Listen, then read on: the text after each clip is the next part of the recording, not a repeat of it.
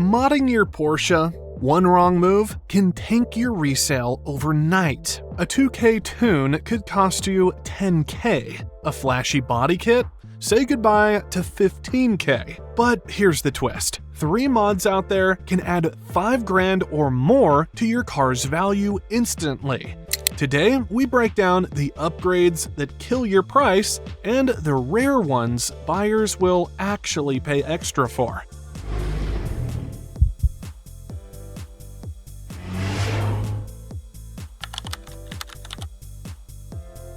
Cheap body kits are the silent killer of Porsche resale value, especially on the 996 Turbo and early Cayenne. They might look aggressive from 20 feet away, but step closer and it's usually a mess. Misaligned panels, faded fiberglass, and paint that doesn't quite match. And buyers notice immediately. A $2,000 to $5,000 kit might feel like a personal upgrade, but to the market, it screams bad taste, or worse, accident repair. According to Haggard evaluations and Bring a Trailer sales data, these mods can knock 10 to 15% off resale.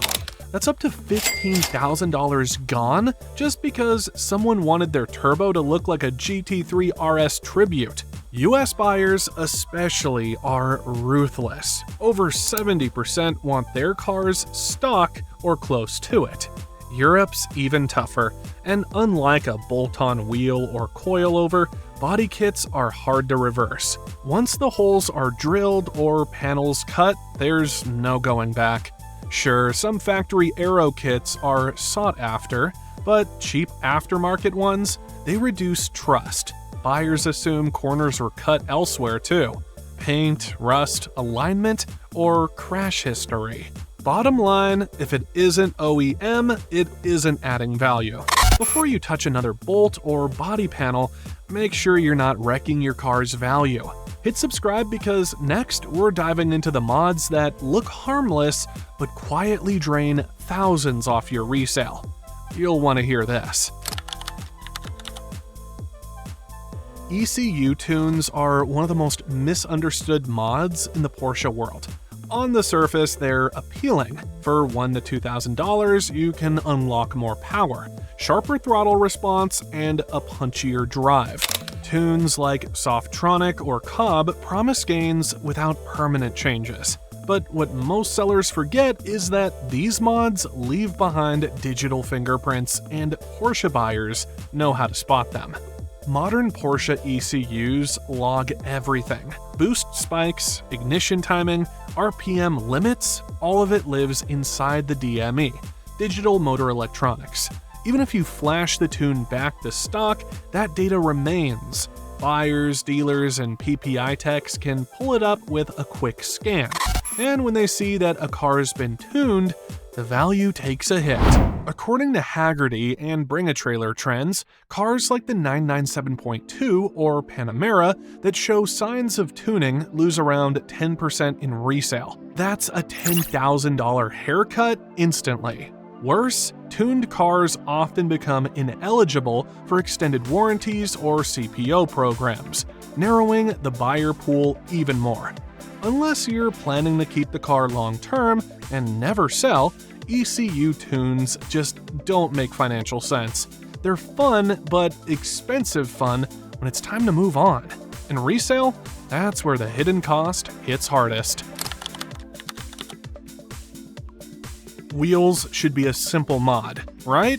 Swap in something lighter, maybe flashier, and call it a day.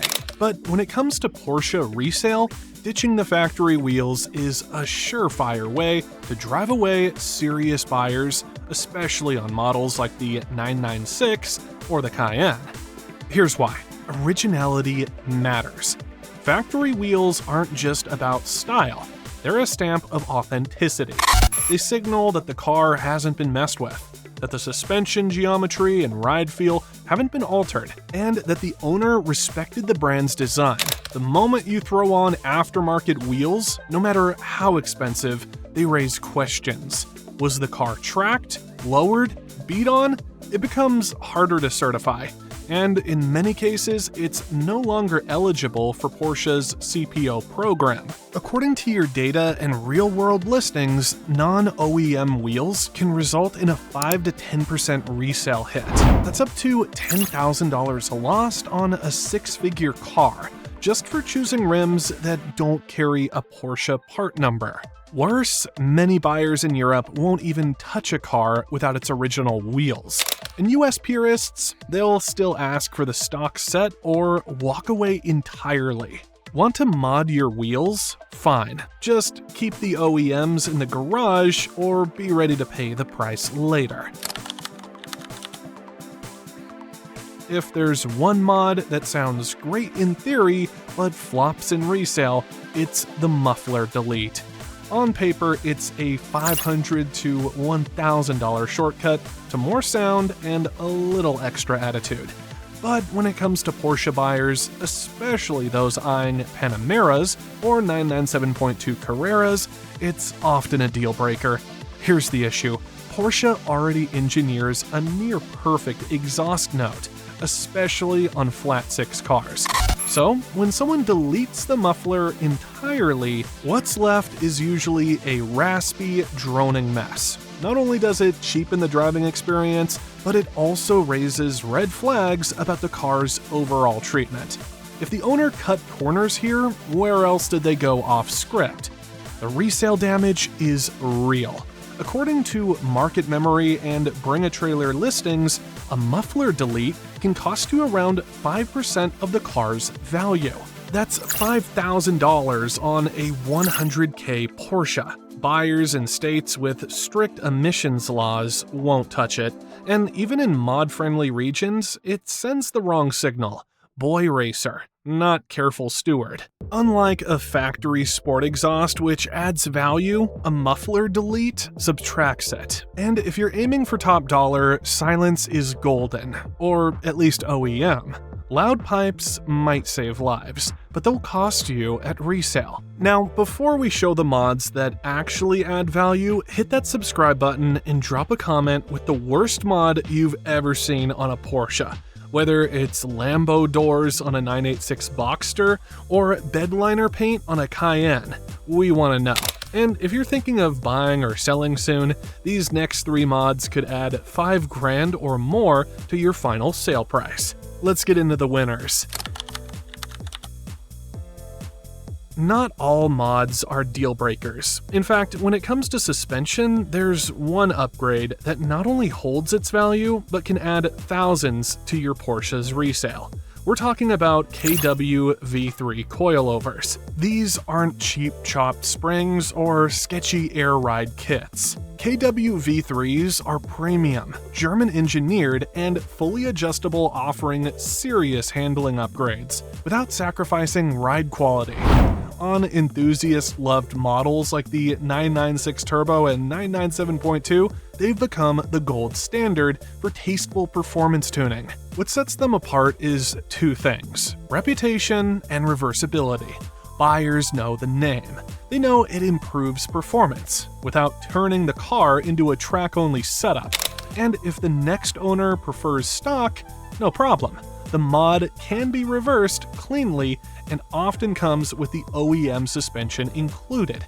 According to Haggerty, valuation tools, and real-world seller notes, KW V3s can boost resale by 5 to 7%.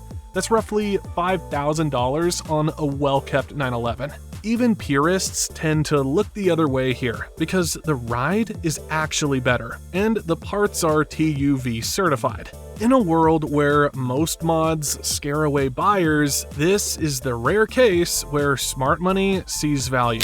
Install them right, document the work, and you'll likely get every dollar back and then some. Here's the rare mod that turns a Porsche from desirable to downright collectible. OEM GT2 Sport bucket seats. These aren't just any seats, they're the same carbon shell buckets used in Porsche's top-spec track cars. Lightweight, sculpted, and wrapped in Alcantara or leather.